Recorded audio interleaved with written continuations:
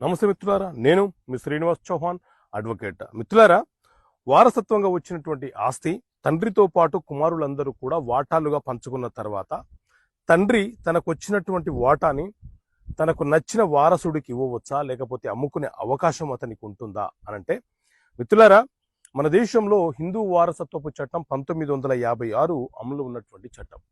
ఈ చట్టం ప్రకారంగా వారసత్వంగా వస్తున్నటువంటి ఆస్తులు ఏవైతే ఉన్నాయో ఆ తండ్రికి జన్మించినటువంటి వారసులు అంటే కుమార్తెలు కానీ కుమారులు కానీ అందరూ వాళ్ళు, అలాగే తండ్రి కూడా ఒక వాటాదారుడు కాబట్టి ఆ ఆస్తిని సమభాగాలుగా వాటాలుగా పంచుకునే హక్కు అందరికీ ఉంటుంది. అయితే ఎవరి వాటాలు వాళ్ళకు వచ్చిన తర్వాత తండ్రికి అది సొంత ఆస్తిగా మారిపోతుంది.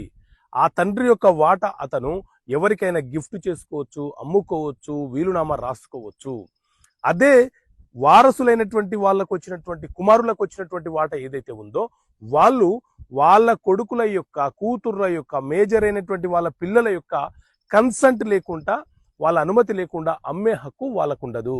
కానీ ఈ తండ్రి మాత్రం తన వాటాని ఏ రకమైనటువంటి ట్రాన్సాక్షన్ చేసుకునే హక్కునైనా అతను కలిగి ఉంటాడు.